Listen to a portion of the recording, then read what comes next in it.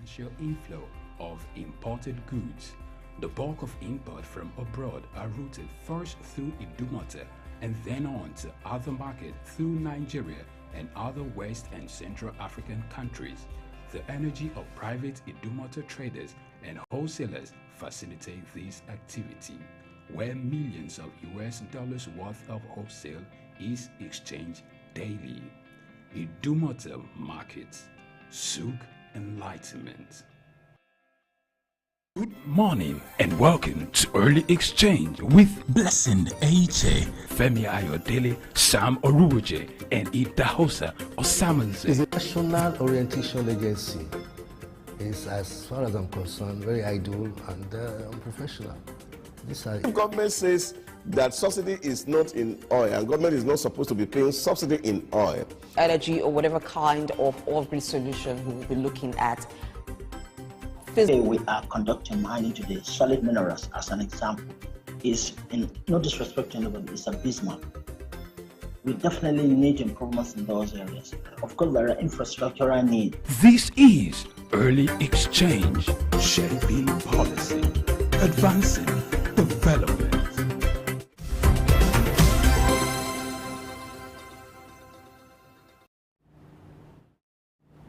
Yes, it's the Early Exchange. Our job here is to shape policy and advance development with our conversation. That's why we'll be looking at the partnership that exists between the U.S. and Africa in respect to the visit of the United States Secretary of State Blinken, who was in Nigeria on Wednesday. He made some commitments, he made some pledges as regards some funds and the need to give some strategic partnership to Nigeria. What does this imply for Nigeria and the economy? To help us, review this, we are being joined by a special guest.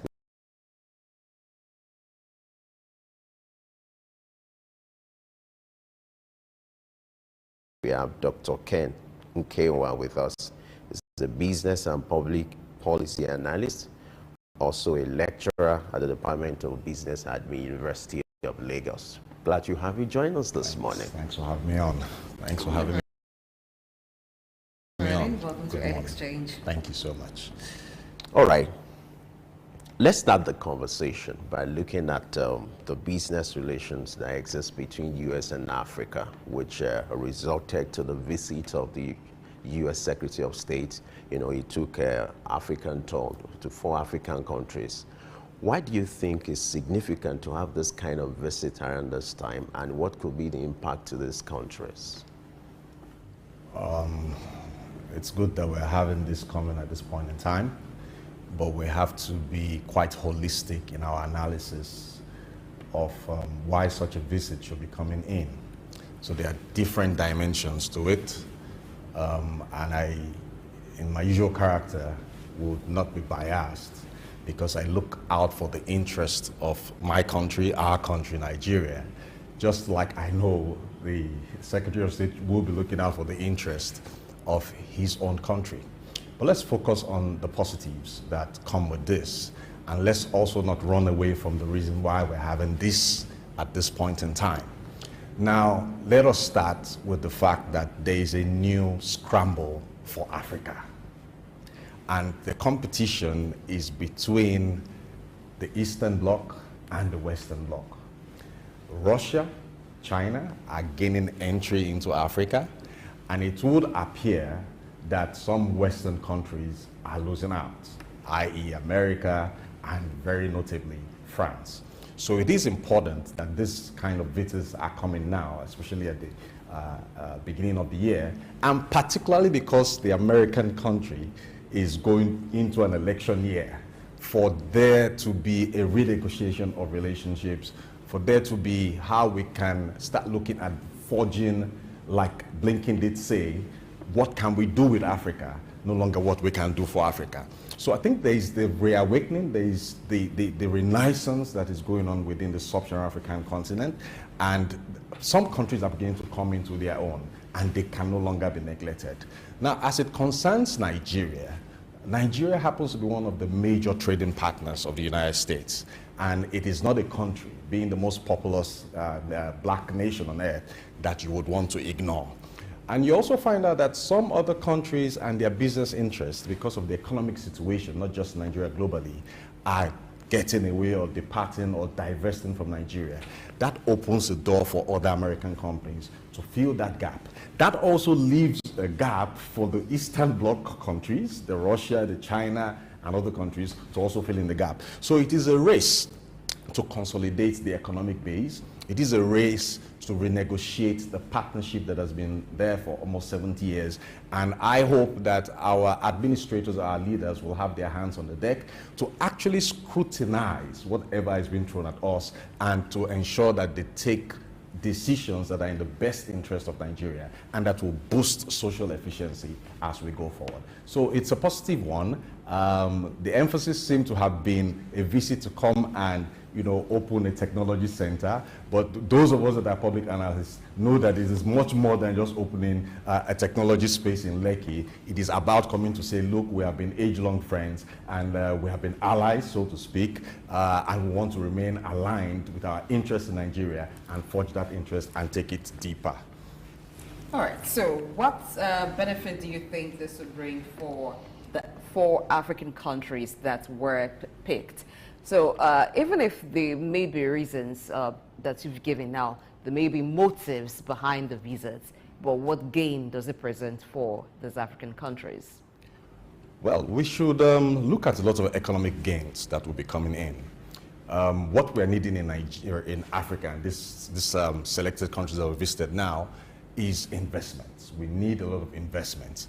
But I have always reiterated the dichotomy that exists in terms of investments. You have 2 types of investments. You have the foreign direct investments, and you have the foreign portfolio investments, which are indirect investments. But one thing that we do not get to read too much in the print or in the broadcast media here about is that most of the investments that come into Africa are mostly portfolio investments.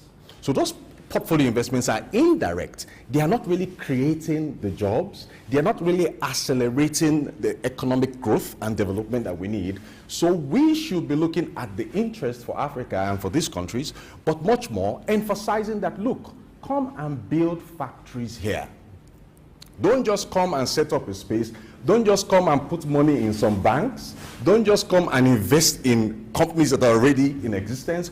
Come and build factories here. Come and do what you did with China, which has also made China a superpower in terms of manufacturing.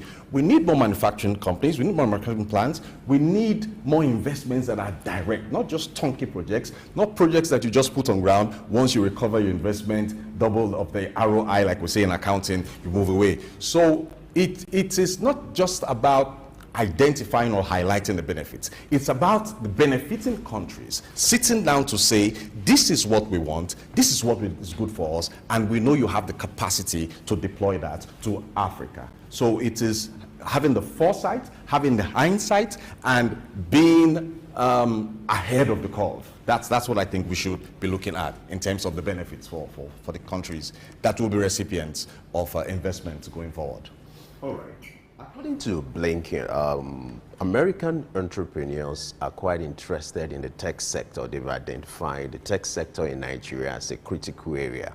Why do you think there's keen interest in the tech sector, and what kind of partnership do you think Nigeria should have with the U.S. when it comes to this sector? All right, the tech sector is one sector that I take a look at, and sometimes I am not particularly impressed. You may be shocked to hear that, because sometimes when you talk of technology, the first thing that comes to your mind is fintech companies, and the real technology that is supposed to take African countries to space. Nobody is giving us the technical know-how. Nobody is transferring that technology or that knowledge to Africa. So they just give us Wi-Fi and give us some of these things, but that's on a lighter note. Now, when we talk about the technology that we should be anticipating, my problem with technological partnership is that who actually is on the benefiting end?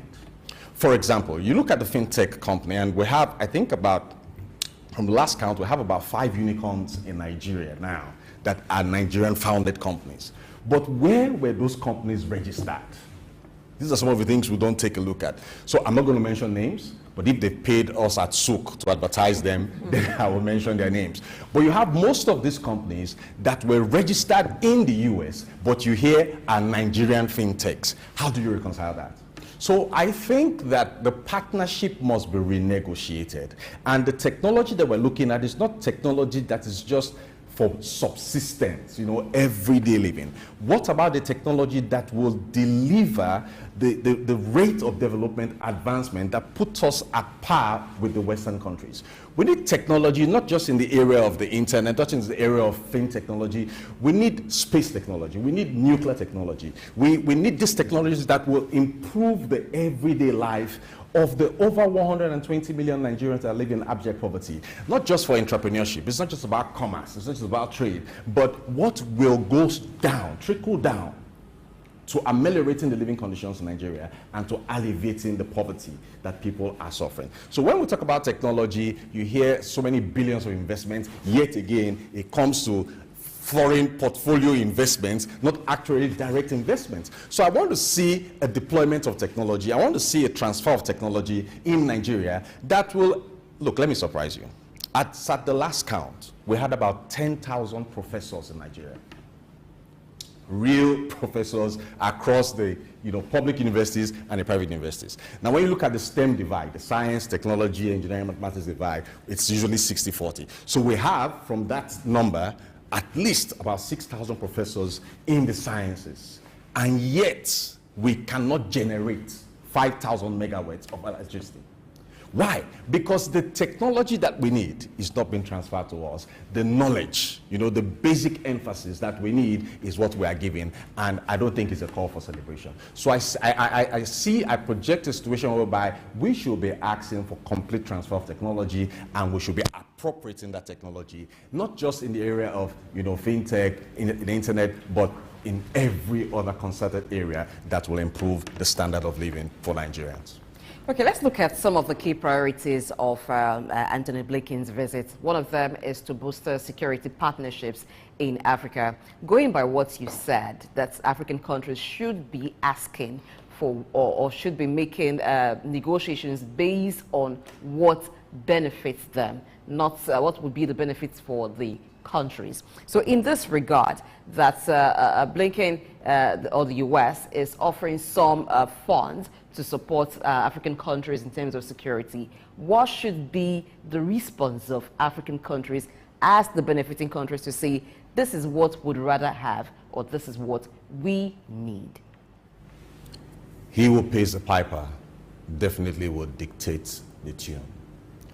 We cannot run away from the fact that the superpowers of the world know where the security lapses in Africa, and especially Nigeria, actually are. Now, I'm emotional about this because when you see what is happening in the country, you weep even though you're not affected.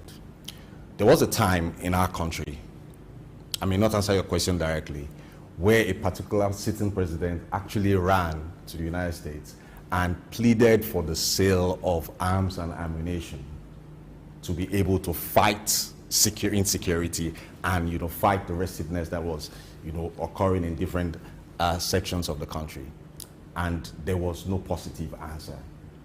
Why? So if you now come some 5, 6, 7 years after to now tell me that we should be telling you what we need, so what has changed? What has changed? It's not about what we need. You know what we need. So if somebody is not benefiting from the insecurity situation in Nigeria, the situation as it stands will not still be in perpetuity. So my appeal is for us to have all hands on the deck, to actually sit down. Why do we have this situation as it stands, and what can we do about it? You shouldn't be telling us to come and tell you what we need. We know what is wrong. We know where the problems are. And we know also that we may not even have enough sophisticated technology to fight this insurgency. We also know that the insurgents are also getting their own forms of arms and ammunition that sometimes seem to be more sophisticated than those of the military. So conducting a need analysis shouldn't be the issue. Actually deploring the facts and the data on ground. Because if we actually go into a partnership, a security partnership with the superpowers, I'm sure we can wrest this insecurity situation in Nigeria and bring it to its knees in 2024. All right. Some of the concerns raised by Blinken is the fact that American entrepreneurs are contending with the issue of corruption and the crisis, surrounding repatriation of funds, in Nigeria. Those are the critical issues he raised. How do you think this could be of threat to foreign investment in a country like Nigeria? And what should the Nigerian authority do when it comes to the issue of corruption and repatriation of funds? Well, two big elephants in the room. I think one is white, and I don't know if he will agree with me that one may be gray. Okay, so I think I should start with the gray one, since gray doesn't look too bad. Then we'll come to the white, which is corruption. I think the repatriation of funds is a major problem that is hindering the flow of investments into Nigeria, and that is also promoting the threat of divestment away from Nigeria. I've been following the activities of the new central bank governor, and I think that there's a real sincerity of purpose to get us out of this economic conundrum, but I also think that enough is not being done, and I think that the capacity to do what is needed to be done is actually there. Going by the number of barrels of oil we sell on a daily basis, it shouldn't be too hard to make it accessible for companies to actually repatriate their capital back to their host countries. But you see, the problem is more of a socio-economic problem than it is one that we should just talk about. Socio-economic in the sense that if the will is not there, the way will never be carved. So when you look at that issue, it's very complex. I wouldn't want to go into the nitty-gritty and the details about that. That issue in itself has the white elephant in the room playing a role in it, because you have two markets for foreign exchange in Nigeria, for instance, and you will be surprised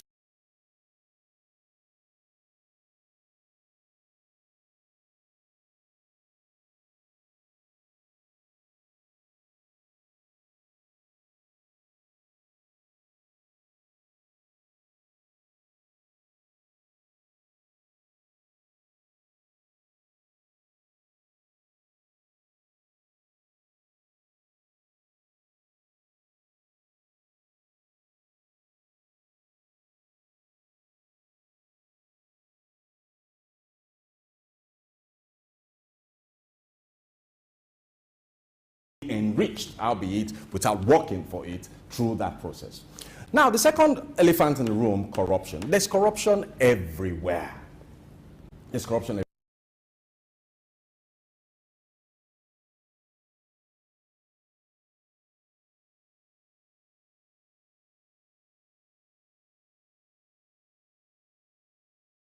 The quantum of foreign nationals that are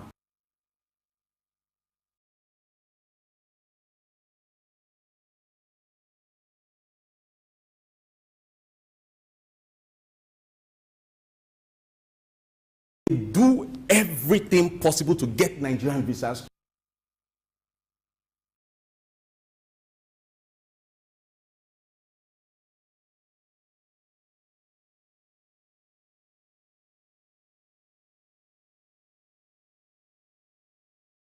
of that world. And most importantly, the issue should not be an emphasis on corruption. The issue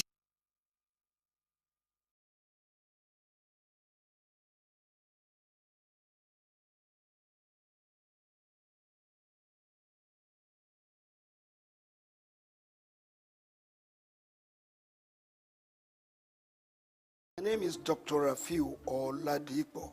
My name is Baba Jalal Repega. I'm Reverend Juliet Benite. I'm Godio Didi. My name is Professor Oladokun Sulaiman Olarawaju. Souq News is on the ground, loading. Very enlightening, very educative, and entertaining. Thank you to Souq News. So I'm happy that Souq TV has come into existence. I'm happy to be here in Souq News. I want to encourage you to subscribe to the channel and keep watching news that makes sense. As Browning said, one's extension of one's reach should not exceed one's grasp, or what is heaven for? And I think Souq News is doing that. Africa needs a voice of truth, and Souq News has become one of them. And get ready, get ready, get ready. And keep watching. Keep watching Souq News. Keep watching Souq News. It's a place to be. Keep watching Souq News. Good morning and welcome to Early Exchange with Blessing Aiche, Femi Ayodele, Sam Oruoje, and Idahosa Osamanze. It's a national orientation agency. It's, as far as I'm concerned, very idle and unprofessional.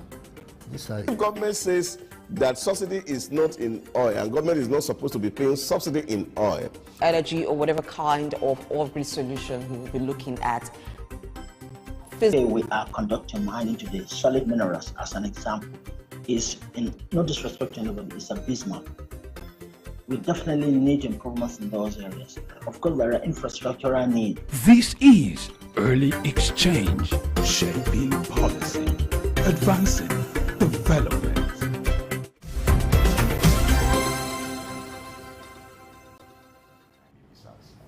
If you just joined us, this is Early Exchange, and we're looking at the economic implications of U.S. Secretary of State Antony Blinken on the 4 African countries that he's visiting. And our guest in the studio, Dr. Kenwa, has been exploring some of those implications. Now, before we went on the break, you were on a line of thoughts responding to Blinken's worry of corruption in Nigeria as it may deter some investors. Yeah, what I did say is that the emphasis on the repatriation of fund has an undertone of corruption behind it, and it is particularly because some people are benefiting from that process. But to also say that corruption is a major hindrance to attracting investments into the country is one point I think I want to beg to disagree with. I think the major problem that could hinder investment into the country and hinder investment within the country is the lack of distributive justice. And what does that mean? It means that a good number of Nigerians, almost 60%, don't have access to the Commonwealth in the ground of Nigeria, on the ground in Nigeria, and the Commonwealth that is being created in Nigeria. That in itself is the major catalyst, okay, that exacerbates the problems of corruption in Nigeria. Now, in sociology, we call it the strain theory. There's a strain. Okay, so I see there's so much around me, like Chinua Achebe did say. How do I have a river at my backyard and then begin to use spit to wash my hands? And then I see even foreigners. I see people that should not even have access to that water, coming to that water to get water, and I don't have access to it. What does that create? It facilitates, it promotes corruption, crime, and other means for people to get by in society. So once we can deal with the problems of distributive justice, you will see that the problems of corruption will abate in the society. And then these issues of repatriation of funds, it will be easily dealt with. That is my theory, and I hope the government will take note of that and try to implement that and see how far we can go. So let people have the basic things of life. That's what Nigerians are asking for. The basic common things, light, water, electricity, good living, things. The rate of inflation is crippling in this country, and then when people try to get by as a result of that, you say it's corruption. It is corruption, but to deal with corruption, we need to address the problem of the lack of distributive justice in the Commonwealth of Nigeria.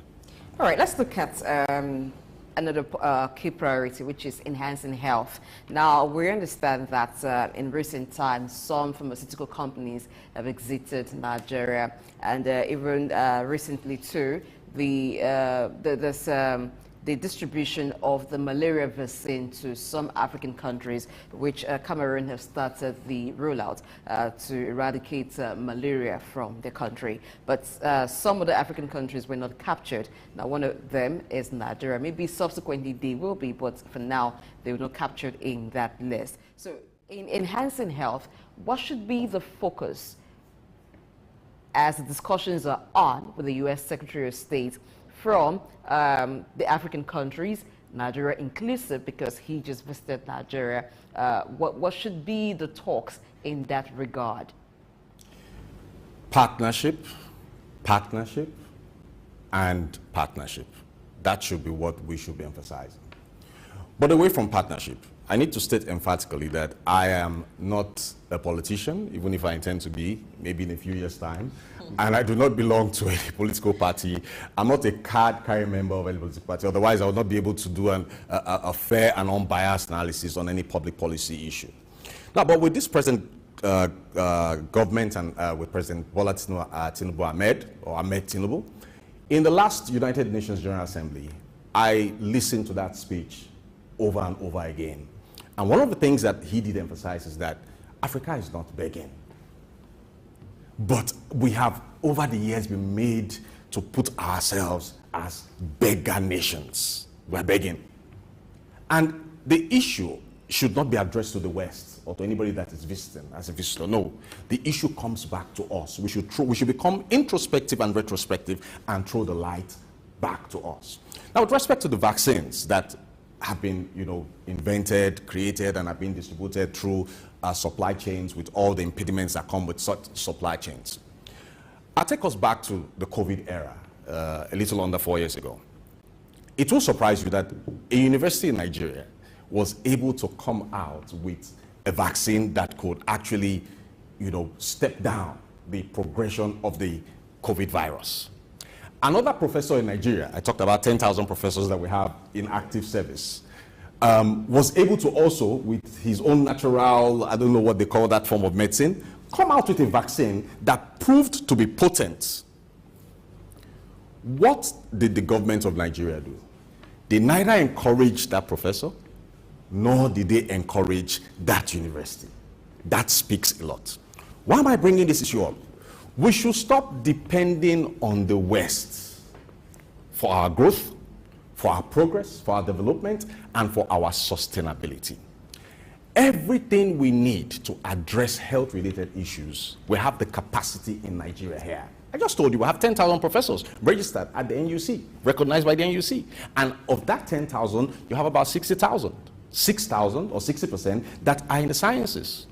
So when you talk about coming to Africa and telling us you help us health-wise, I feel slighted, for better want of expression, because I'm also aware that a majority of the doctors in the United States are even from, okay, let me not say majority, a significant number of doctors in the United States are Nigerians or are from Africa. So who is actually helping who? So to hit the nail on the head, I think the partnership should be more about exploring, the capacity that we have on ground and the capabilities that we have on ground and building trade-centeredness around that capacity. Because if you really ask me, I think we have the capacity to take care of ourselves. It's just that we do not have the will in terms of leadership to focus on that capacity and to bring us to the promised land. And I'm sure we'll get there soon. Let me interrogate that aspect of Africa having the capacity to help themselves. Now, in the aspect of treatment, is that what you're referring to, or in the aspect of providing the drugs and developing the pharmaceutical industry? Because over the years, the dependence for the production of drugs has been on the West. It's just that we have some local companies that manufacture some of these drugs, but not as much as them. Do you think that African countries have the capacity to take care of themselves in terms of drug manufacturing? All right. If you had a farm in your backyard and I came around in that same area to develop another farm, and that farm and that business has been in your family for about 100 years, and you see me as a threat coming to that vicinity to start up that kind of business, how would you feel? So the point is, the capacity, I reiterate, is there. But we have been made to feel, it's about mental colonization. We have been made to feel that we do not have the capacity. If we do not have the capacity, how come some of the best neurosurgeons in the world are Nigerians or Africans? How come we keep having some of these inventions taken away from Africa, taken to the West, and they are patented in the West and brought back to Nigeria and brought back to Africa and are sold to us? I want to be straight on and factual with you on these issues, okay? Are we developing the capacity? No. Are we relying on the capacity? No. Of course, how can we rely on the capacity? When our leaders, for every small headache they have, run out of the country or run out of Africa to go and seek treatment abroad. And so they themselves are facilitating, are encouraging medical tourism. But the capacity is here. I know the capacity is here. I have been a beneficiary of this capacity. But do we have the symbolic capital to put our trust, to invest in that capacity? And the West knows we do.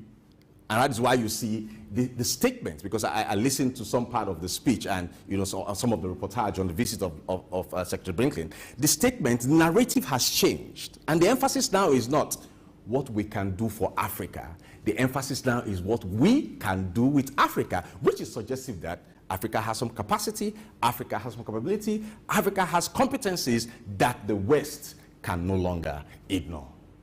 Now let's look at the power play, going on in the global space. When he visited Nigeria, he was trying to pitch United States as the best business partner for Africa. Here you have Russia, who is also seeking to gain influence in Africa. You are aware of the activities of the Wagner groups in Africa, some of the countries where you have coup and all that. Here, on the other hand, you also have China, who is also seeking to strengthen its influence in Africa. How will this turn out for Africa, and what may likely be the effect of these on the economy of Africa and perhaps extension to Nigeria? The first thing I'll say is that the merrier, or the more, the merrier. The more we have people that are dancing to the tune of Africa, the more we have suitors, as it were.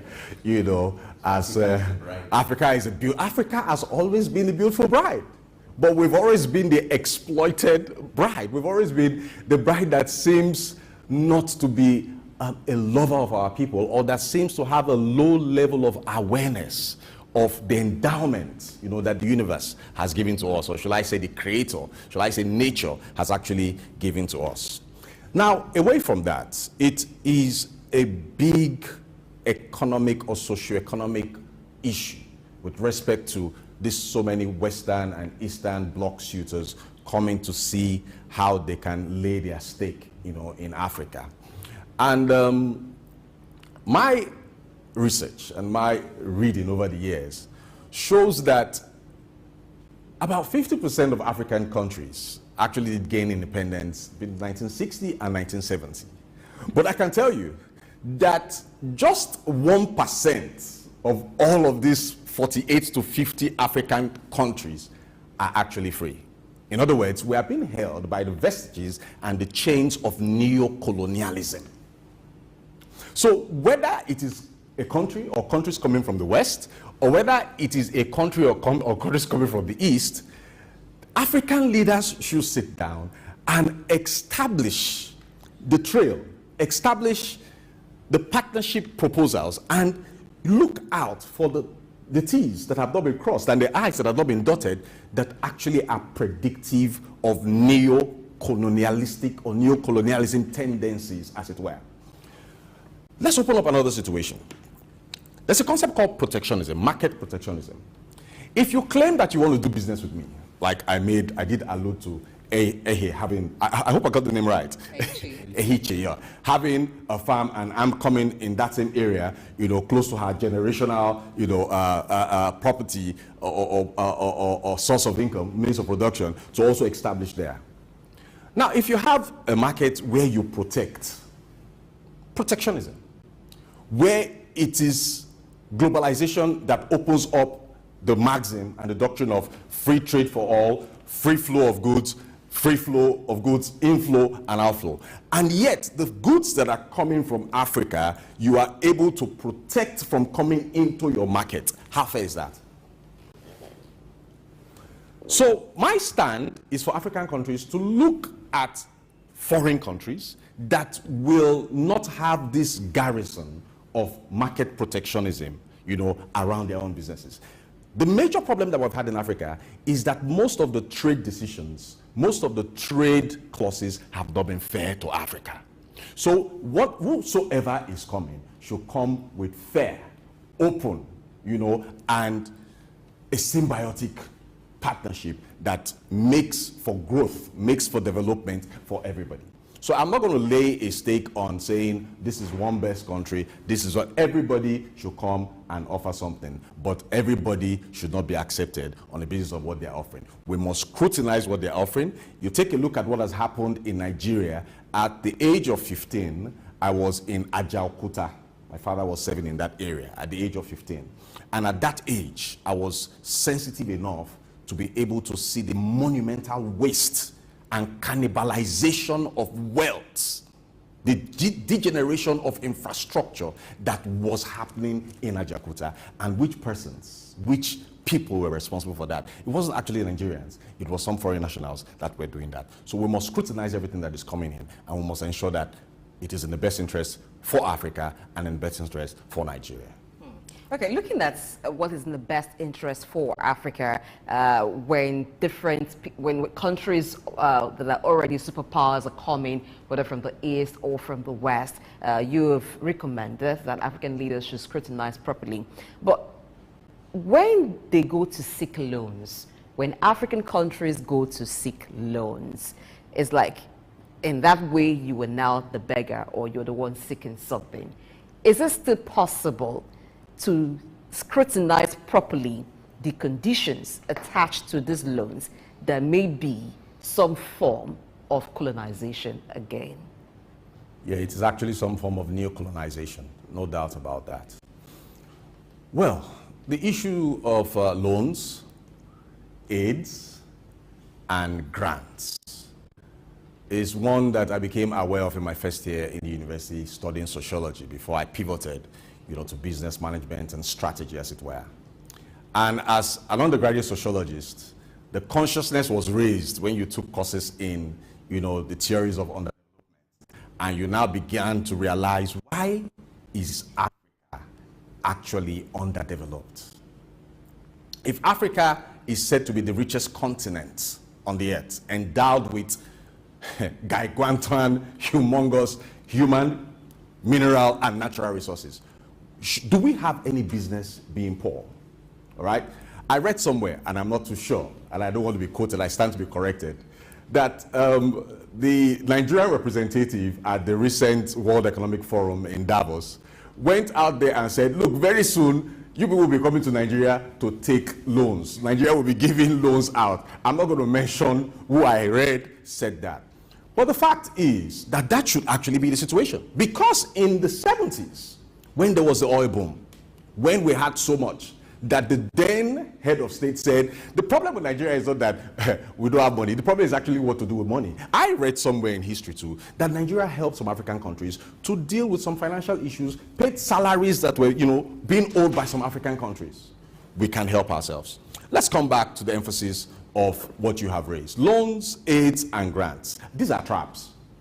Because for the most part, when we go out to get these loans, when we go out to sometimes receive this aid and receive these grants, we shouldn't be asking for grants. We should do what China did. And what did China do? Some 40, 50 years ago, China locked up itself. China selected the most brilliant, intelligent in their midst amongst their people and sent them abroad for education, and ensured that they came back and they started rebuilding the economy and became, or have become, not just a manufacturing hub, but a technological leader in the world today.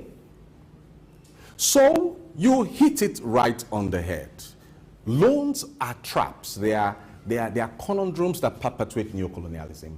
And we shouldn't, as Africa, if we must look at getting loans, we should be borrowing from one another. Nigeria is rich enough to give out loans, if well managed, to other African countries when they need them, if those African countries are capable of paying back. Nigeria is rich enough to give out grants. All right, South Africa is rich enough to give out loans, to give out grants. We can actually help us. And that's why we have things like the African Development Bank, which is doing a lot. I mean, Nigeria, I think, recently got about $3 billion from the African Development Bank. We should have more of such infrastructure, soft access, to African countries, so that we can be the helpers of ourselves and not be dependent on external bodies or on the Bretton Woods institutions that will give us loans and will not tell us, some of the chains and some of the traps or the entrapments that are set about these loans. And then most painfully and most pathetically is when they ask us to come and we go and start begging for debt forgiveness. All right. Part of the concerns raised by Blinken has to be the wave of coup you had in some African countries, which took place last year. You have Mali and Burkina Faso. Now, if you look at the sentiment driving this coup, you realize that there's also concern about the overbearance from the Western Bloc. How do you see this playing out, and what should be the narrative for Africa now that Africa needs to take its place in the global space? All right, I need to take a deep breath before I talk about that, because it is important to have freedom of speech, but most importantly, there should be freedom after speech. So let me take a deep breath again. I'm not a supporter of coups, not especially with the level or the stage of evolution that we found ourselves as a continent. But again, as a sociologist come business administrator, business management scholar and expert, we were taught to scrutinize issues by asking the question, why? Why, all of a sudden, after some 10, 15 years of stability, especially in the West African region, all of a sudden, I'm sure you are aware that a little under 3-4 days ago, in another West African country, about 6 or 7 officers were sentenced to death by hanging for attempting a coup in that country that has also had democratic stability in the last 20 to 25 years or thereabouts. Why? Coups are social responses to degrading situations that are perpetuated either by internal forces or by external forces. Simple. It was after the emergence of these coups, which I do not support, that I personally, having lived for almost 50 years in the continent, born on the continent, buttered on the continent, being battered in the same continent, that I realized that a particular superpower, I'm not going to mention their names so that they don't maybe deny me visa when I go to the embassy, the kind of agreements that they had with these countries was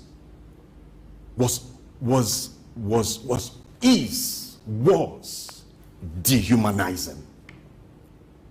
How do you have an agreement where you say, for instance, that out of 100% of the income that you generate from the sale of your natural resources, 90 or 80% must be domiciled in a colonial master's bank? And you still ask the same country to still come and borrow money that is meant for them. How do you, for instance, limit a particular country, a self-governing country, to say, look, we should have the first right of refusal when it comes to your resources? If you want to have anybody coming into your country to invest, the companies must be companies that are originating from we, the superpower. I mean, what should be the response to that by young African intellectuals who have been schooled in some of these foreign states and who see that these states are not actually as wealthy as they claim? Their wealth is being furnished, it's been garnished, it's been maintained, it's been sustained by the wealth and resources from Africa. That is the bit I'm going to talk about coups. Is it the best response? No. But what alternatives are there? I think we should be looking at the alternatives as we go on in the conversation.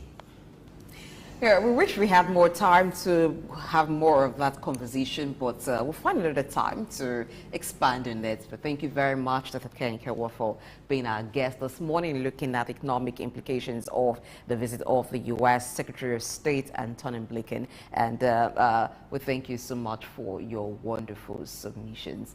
Hopefully, we'll have you here again next time. I'll always be here whenever you want me. Thank you. My pleasure. And that's it on the segment. Let's go on a quick break. When we return, it will be time to look at fiscal responsibility. My name is Olatunji Shoti Miri.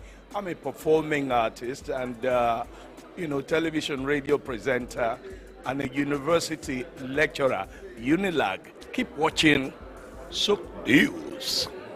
Hello everyone, my name is Kenny Black, Africa's finest music comedian, and you're watching Souq News. If you're not watching Souq News, I pity you, but keep watching Souq News. Hello everyone, my name is Timmy Dakolo, and you're watching Souq News. Stay tuned. Hi, my name is Wisdom Oluwaseun Okoko, co-founder Orbit Africa Properties. I'm live at Souq News. Guys, keep watching Souq News. For everything that concerns business, economy, politics, news, Souq News is your station.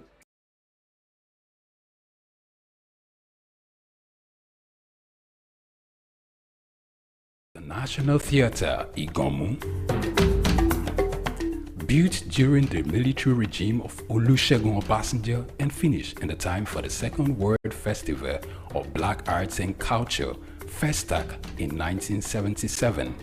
The theatre holds amazing treasures and memories. The artworks fill everyone with pride. The National Arts Theatre is visible from the motorway which connects Lagos Island and the mainland. The National Theatre is packed with the artworks of legendary contemporary Nigerian artists, stained glass walls by Yusuf Grillo, sculptures and murals by Lamidi Fakeye, Erabo Emopai, and many others. It was put to full use for a month as one of the 4 venues of the Second World Black and African Festival of Arts and Culture, tagged FESTAC 77. The complex hosted 16,000 participants from 56 African countries and the diaspora in an unprecedented showcase of African music, fine art, literature, drama, dance, and religion. The National Art Theatre was built and designed by Techno Expert Stroll, a Bulgarian company mirroring the Palace of Culture and Sports in Varna, Bulgaria. Completed in 1976, the building is one of the largest and most beautiful of its kind on the African continent. It consists of a central hall with 5,000 seats, a collapsible stage that can be quickly rebuilt, a conference hall with 1,600 seats, 2 large exhibition halls, and 2 cinemas with 800 seats each. The theatre complex has a dressing room for artists, a garage, offices, coffee bars, and a buffet. It has indoor TV and radio systems, as well as booths with facilities for simultaneous translation of languages and hectares of large green lawn around. The majestic structure sits in Igomu like a quiet mountain, mesmerizing visitors and passers-by. The National Theatre, Souq Enlightenment. Good morning and welcome to Early Exchange with Blessing Aiche, Femi Ayodele, Sam Oruoje, and Idahosa Osamanze. It's a national orientation agency. It's, as far as I'm concerned, very idle and unprofessional. The government says that subsidy is not in oil and government is not supposed to be paying subsidy in oil. Energy or whatever kind of oil-free solution we will be looking at. Today we are conducting mining today. Solid minerals, as an example, is, in no disrespect to anybody, it's abysmal.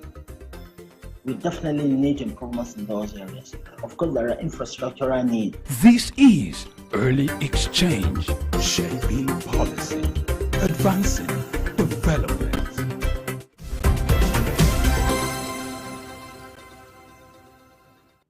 Yes, it's been interesting for us to look at the business relations that exist between U.S. and Africa and why Africa has been of interest to U.S. That was what we talked about. And now we want to look at the need for proper accountability when it comes to public revenue and management, which was the thrust of the training the African Development Center, had in collaboration with the Fiscal Responsibility Commission this week. It was a one-week training where executives and public officers were present, and it was a crucial training where they were trained in the act of public revenue, what they need to do, some of the do's and don'ts that they need to do when it comes to the issue of public revenue were talked about. We're going to take a report now that will capture all that happened during that training. and that will take place now. Stay with us.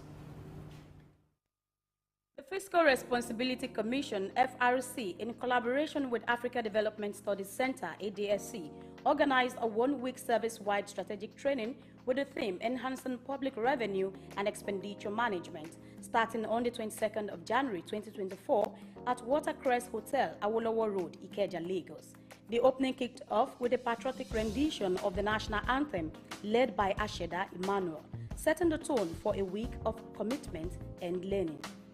Victor Murako, Executive Chairman CEO of FRC, delivered the opening remarks, acknowledging the presence of distinguished guests, including the presence of the Chief Executive Director, ADSC, Ambassador Victor Walsh Oluwafemi, facilitators and representatives from various MDAs, while he highlighted the critical need for the training. Top managers and officials from Nigerian ministries, departments and agencies, MDAs, who came for this intensive 5-day workshop aimed at bolstering their skills in managing public finances, shared their thoughts with Souq News. The reason why we're here is to broaden our knowledge on the enhancing the strategy of managing our revenue base as a country and also improving on our expenditure spending habits so that we have surplus, we'll not be borrowing all the time. And it has become our norms in this country that we believe in borrowing, and it's not taking us to any place because it is the right time. The present government in place, their end bent is reforming the economy so that it will benefit every Nigerian, both at home and those in the diaspora. We are here to learn on an improvement on what we are already doing as it relates to revenue generation. We should not lose hope. There is no better place than Nigeria. Well, as you know, this is a training on revenue generation and fund management for the government. I hope to gain more knowledge on how to manage these funds and how do we get more revenue in our organizations. We are not really revenue generating company, but for the fact that we have obligation to run, we have mandate to run, so we need to know, we need ideas to get how to generate more revenue for the government, for the company, and for the government entirely. Other activities include training sessions, puzzle of assumption introduced by the moderator and Vice President of ADSC, Idausa Osamazi, and more interview with some key players presented at the event. Nigerian Council of Food Science and Technology, we are just new. And I have a whole lot to gain because we are just starting to charge professionals on paying for their licenses. And that means a lot. So I'm here to understand how to manage the revenue that we're going to get from the food professionals. We have had several capacity building and trainings of this sort with them. And so I can't think of any agency that will feign ignorance of the provisions of the Act today.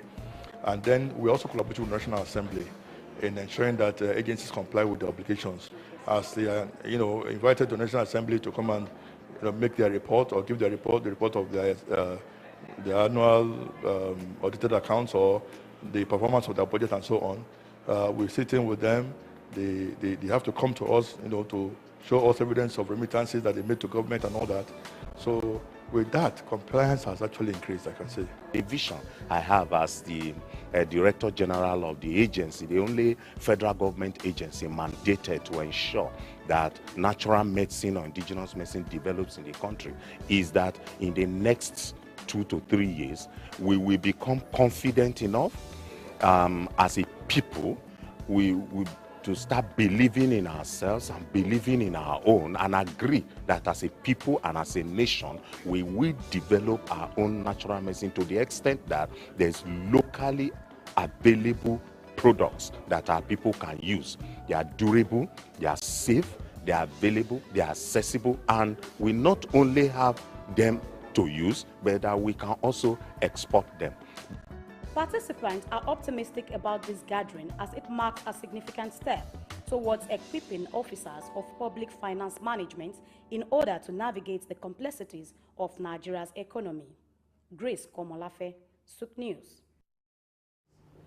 All right, now to give us a better perspective and overview of the activity of the Fiscal Responsibility Commission and then the need for fiscal responsibility in government, we're being joined by Chris Nwaduka, who is the Special Advisor to the Executive Chairman, Fiscal Responsibility Commission. He joins us from Abuja. Chris, glad to have you join us on Early Exchange this morning. Thank you very much for having me. Thank you. All right, it's our pleasure to be your host this morning. Now, let's start this conversation by you giving us a background information into the mandate given to the Fiscal Responsibility Commission and some of your oversight functions. Maybe that could be the starting point for us. Just give us a background, an overview of these oversight functions and some of the mandates given to the Fiscal Responsibility Commission. Thank you. I'll keep it simple, using what we call a grammar daisy rule, such that even a grammar that's 92 years that didn't go to school will understand it. I'll try to do that. Basically, the Fiscal Responsibility Commission is established by the Fiscal Responsibility Act of 2007 for the purpose of promoting accountability in fiscal issues, promoting transparency. Accountability means when you do something regarding revenue, regarding expenditure in government, the federal government particularly, you give your report duly and timeously. Transparency means let it be open and accessible to citizens and to other stakeholders. The Fiscal Responsibility Commission also has a responsibility or a function to promote prudence in the management of the nation's resources.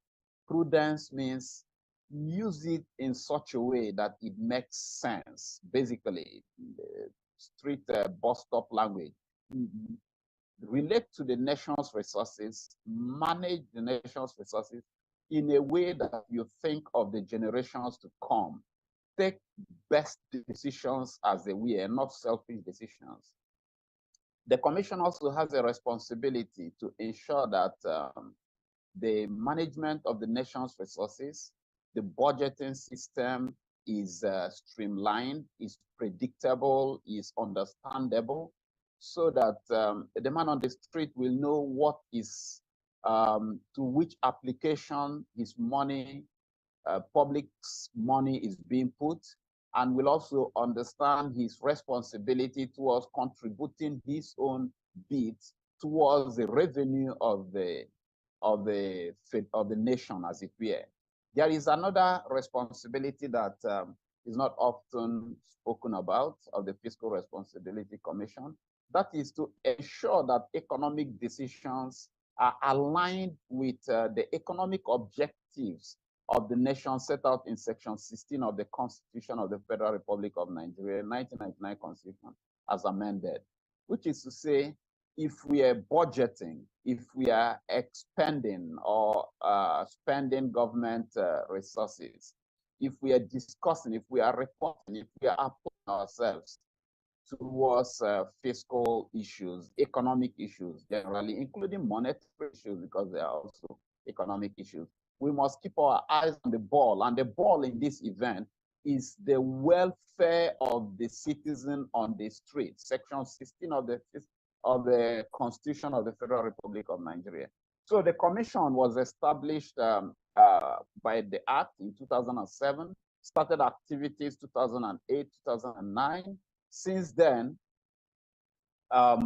we've taken very seriously part of what we did in the training that you just spoke about, which is to a responsibility to disseminate good practices among practitioners. So what we did at the event, if you permit me to run a bit ahead, it's possibly in your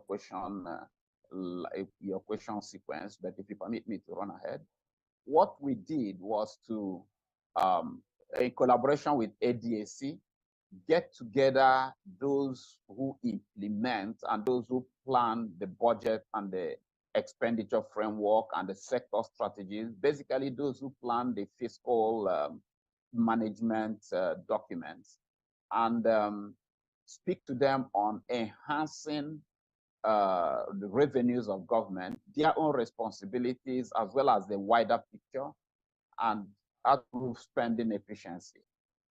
Thank you. Okay, let's look further now into the training that was held in partnership with African Development Studies Center, the Fiscal Responsibility Commission coming into partnership with them. Now, before this time, there have been talks about prudent management of the nation's resources, but why heighten the conversation at this point, and why look specifically at enhancing revenue generation and expenditure management? You may have heard that Nigeria has been borrowing. I heard somebody speaking on your program before I came on about loans and loans and loans, and the nation needs to begin to think of other sources outside loans for funding its deficit. Well, I guess you've heard that Nigeria's problem is Nigeria has a huge revenue problem, which is to say the government needs money. Individuals are doing well. Yeah, the GDP is the highest in Africa, but incidentally, government revenue, when you compare it to the GDP, it's not panning out well like other countries in Africa. To put it again in grandma's language, it's like you have citizens. It's true our citizens are not very fabulously rich, but the nation itself is rich because it has the highest GDP in Africa. And GDP means the sum of final economic activities, final goods and services produced in the country, less the exports within a period of 1 year. So all the economic activities, legitimate, recognized economic activities that take place in Nigeria within a period of 1 year is greater in value than what takes place in South Africa, which is number 2, what takes place in Egypt, what takes place in, of course, Ghana, Gambia, and so on and so forth. So to that extent, Nigeria is rich, yeah. Nigeria is rich to that extent, number 1 GDP in Africa. But now the curiosity or the downside of that is that the government itself in these other countries get more revenue out of all these activities of its citizens and government than Nigeria does. So it's become necessary for government to encourage its citizens to see this as a challenge that needs to be solved. Government revenue needs to go up. Year after year, we've seen government budgets and having a deficit, you know, and deficit means government is spending more than is coming in. Why is government spending more than is coming in? Because there are projects that need to be done. There are expenses, there are mandatory, as it were, expenses that the government must meet. Government must pay salaries, federal government must pay salaries of its workers. This is not discretionary. Government must pay debts that is owing before it's due. This is non-discretionary. Then the money that is left, you now determine how do we apportion it amongst projects. Some are developmental projects, some are basic overhead projects for running the government. And by the time government does that over the years, it finds itself needing to spend more than it's getting in its is going to get in its estimation consistently. So that's called a deficit. We've carried this deficit over and over. Each year there's a deficit. And the challenge or a characteristic of deficit is that it has got to be a deficit financing. It's got to be financed. And money has to come from somewhere. And the place is going to be financed from, one of the places is debt. You need to borrow in order to do the work. So the thought has come that, look, let's look at generating more revenue that is legitimately due government so that we can fund the budget, whether fund the deficit or basically fund our expenditure plans. And that's the essence of what we came to do. It's become critical. We know there has been talk about, okay, fine, let's improve revenue to GDP. That's what it's called. That's the revenue ratio of government revenue versus the total value of total legitimate activities that go on within the country in a year, so that we can reduce debt, reduce the need for borrowing. So I hope that addresses it. All right. Now, I would like you to give us insight into some of the rules, or if I may say, do's and don'ts guiding, public revenue and expenditure as provided in the provision that, guides the activities of the Commission. What are some of these rules, some of these do's and don'ts that has to be imbibed when it comes to the management of public funds and the issue of expenditure? Okay, let me start from the idea of rules in the first place. You have two options when it comes to spending your money. You spend using best of judgment, which is what Nigeria used to do. Let's get the best people, let's trust them, let them spend our money, let's trust that they are guiding us the right way.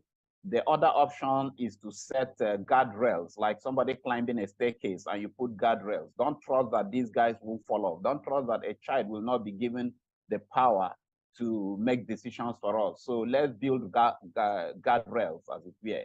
So what fiscal responsibility are, before fiscal responsibility, we had people running the economic decision based on best of judgment, basically, also based on certain regulations, but never was there a statutorily or legally or a legal instrument that backed those decisions or guided the decisions. We just trusted people, the system trusted people and believed that they would do well. But by early 2000s, we had found ourselves in a pit economically and debt-wise. So part of fiscal responsibility engagement was to set rules. Part of that rule is that, hey, you can spend more than, or well, in the event that you plan to spend more than your revenue, you must not spend more than 3% of the GDP, So that put a cap of budget deficit on 3% of GDP. It's true that in recent years, a proviso came in to water down a bit, say, look, you can exceed 3% of GDP if there are extenuating circumstances, but still technically is 3% of GDP that is a guide. So that is one limit. So government is not free to go and borrow thy kingdom come. That's one rule. Then secondly, that's at the big picture level.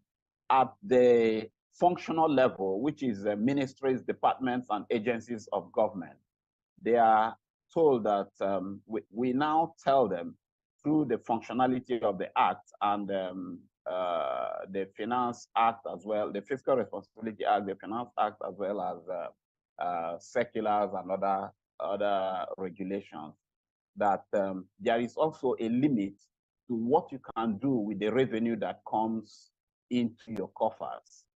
Before the advent of the Fiscal Responsibility Act, ministries, departments, and agencies, we are allowed to spend the revenues that they generate. But with the advent of the Fiscal Responsibility Act, Section 22, I believe, now limited what an agency or a department can spend. It now said, at the end of the year, audit your financial records, and whatever is the excess of revenue over the expenditures you had, you will now keep 20% of it, and you must 80% of it back to the consolidated revenue fund of the federal government. That was a novel addition into the income stream of the federal government. Don't spend all that you have. So that's another rule, that's another ceiling, that's another cap. Keep only 20%, revert 80% into the basket, as it were. So the federal government can have money the next year for doing its business. Then that has been on, and after a while, can you still hear me, please? I can hear you. Please go ahead. Hello, can you still hear me? Yes, please go ahead. We can hear you. Yeah. Okay. So that's been also moderated a bit, because ministries, departments, and agencies have now, by certain recent circular, been reclassified into 3. Some are fully funded by the government. If the government gives you all your money to run your business, to pay your salaries, to buy equipment, that's for your capital, for your overhead, for your personnel, then by Jove, any revenue that comes your way, be it a penny, be it a trillion, let it go back to government, because you've already made a budget. Your budget has been entirely accommodated to the best possible extent of the government in the financial year's budget, and you're given that money according to the financial rules and existing circulars. So any money that comes your way, you should not spend it because it's not in the budget. Revert 100% of it to the coffers of the federal government. This is the adjustment made to that regulation, because the initial regulation, in any case, just had to do with what we call scheduled corporations. There are corporations that are in the schedule to the Fiscal Responsibility Act.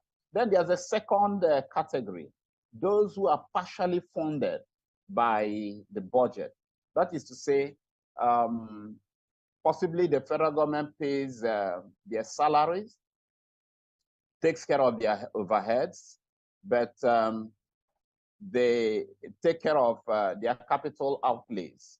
So for those other agencies, whatever revenue that comes in, they need to immediately send 50% of it. Immediately as revenue is coming in, let 50% of it go back to the federal government. And the rest 50% of it, there is a directive for treating it. Then there are those who are fully funded, who are self-funded. There are agencies of government that exist and transact on the revenues they raise, and they do business themselves. The government does not extraneously put money into their budget. It's from the businesses that they do, as it were, if you permit the term business, that they raise their own money. Those ones are not permitted to keep 100% of the money of the excess they raise, of the money they raise either. So there's this categorization. There are 3 categories. We needed these events to drill it down to the operators, because the people we spoke with are the people in audit, the people in finance, the people who are the players in the money system of the federal government. We needed them to understand their space. We also needed them to understand the logic of the federal government in doing what it's doing. That logic is that independent revenue, the revenue coming from internally generated sources of ministry, departments, and agencies, as well as what we call operating surplus. That's that 80% of the surplus of NDAs. It has become an important component in the budget mix of the federal government. It used to be economic decisions align with the economic objectives of the nation. Now, looking at the budgets of various ministries and agencies in 2024, in your assessment, does it quite align with the economic objectives of the country? Because expenditure is also as important as revenue, what you put the money into. How does the Commission ensure that the expenditure are what would translate into development in line with the economic objectives of the nation? Thank you. Like you said, expenditures are also as important as revenue. As a matter of fact, expenditures may just be more important than revenue because expenditures are the route by which the agenda of the government is given life. It's the expenditure that we use to make possible the renewed hope agenda, for instance. Yeah, as to the question regarding does the 2024 budget align appropriately with Section 16 of the 1999 Constitution of the Federal Republic of Nigeria? I will say yes. In the first place, there is a budget, so that's a good one. There was a clear process for producing that budget. There was a sector strategy that was thought through. There's a fiscal strategy paper that tried to look at the next 3 years and look at what the priorities should be, look at what the objectives of the fiscal objectives should be regarding employment, regarding inflation, regarding economic growth, and so on and so forth. And there was also now envelopes, ministries contributed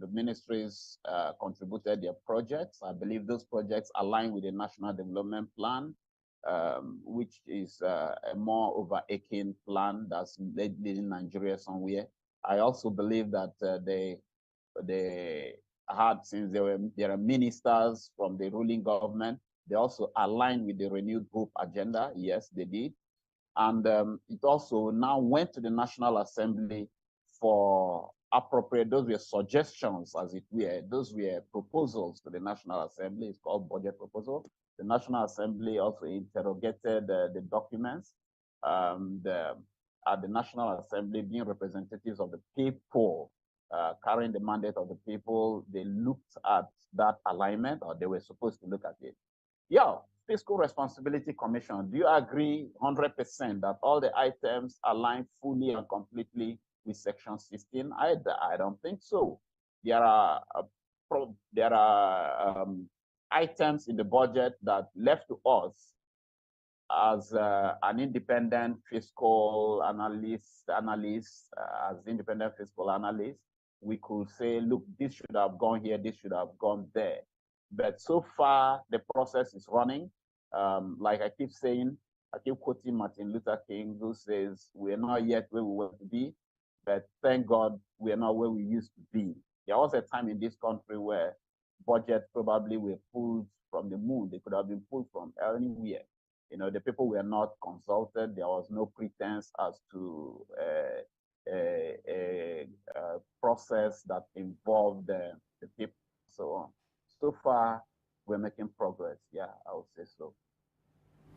All right, thank you very much for talking with us this morning. Chris Uwaduka, who is the Special Advisor to the Executive Chairman, Fiscal Responsibility Commission, with the hope that with this training, the participants from the various ministries, departments and agencies, most of them MDs, most of them CEOs of the agencies, will go back and implement all that they've learned now, and we will see a better public service with better fiscal management, and that would translate to development for the country. Thank you very much. Thank you for having me. Yes, Femi, what's your take? You know, I like the word, the sense of responsibility. You know, the essence of a commission like this is to enhance fiscal responsibility in government, to ensure that public office holders they do what, not just what is expected, but professionally provided according to the provision guiding, their activities. You've had instances where some public office holders, they engage in professional misconduct when it comes to the usual management of revenue and expenditure. But with this kind of training, it's an avenue for public officers to understand what they need to do. There are references to cases of, several cases where you have public officers being found performing below performance as a result of they don't have a proper understanding of the rules guiding their expenditure. But with this kind of training and having a partnership with a strategic center like the African Development Study Center is very strategic. So this kind of training, we should continue with it for CEOs, public office holders to understand what is expected and to create that sense of responsibility, which is very crucial. We hope to see the expected outcome becoming very visible in the shortest of time. Thank you very much for watching today's edition of Early Exchange. It's the last for this week. We thank you for being with us all through the week. We ask that you give us your time again, beginning from Monday, 8 a.m. West African time. Now, that is not to say that Souq News is shutting down. There are other programs that you can watch. Market Insight comes up at 11 a.m. here in Souq News. There will be sports also at noon, and so many other programs. There will also be news updates. I am Blessing AJ. Do enjoy your weekend. And don't forget, you can do a catch-up of this conversation by going on our YouTube page and our social media platform. And from me to you, develop a sense of responsibility in everything you do. Don't forget, Early Exchange returns on Monday. I am Femi Ayodele. I hand over to Grace now, who's going to take the news update. Bye for now.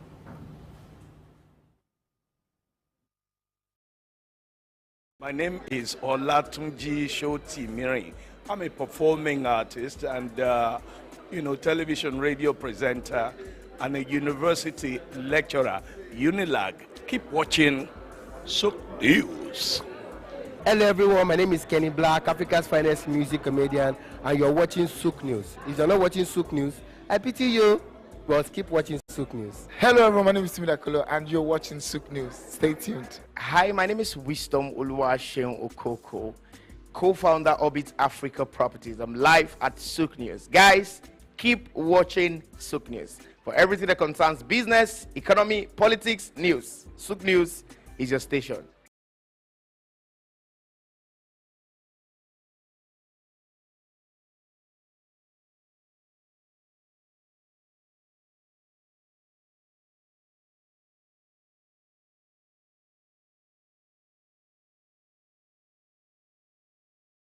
My name is Dr. Rafiu Oladipo.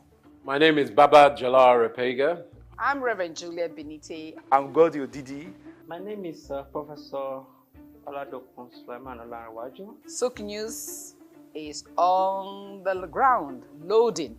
Very enlightening, very educative, and entertaining. Thank you to Souq News. So I'm happy that Souq TV has come into existence. I'm happy to be here in the Souq News. I want to encourage you to subscribe to the channel and keep watching news that makes sense. As Browning said, one's extension of one's reach should not exceed one's grasp, or what is heaven for. And I think Souq News is doing that. Africa needs a voice of truth, and Souq News has become one of them. And get ready, get ready, get ready. And keep watching. Keep watching Souq News. Keep watching Souq News. It's a place to be. Keep watching Souq News.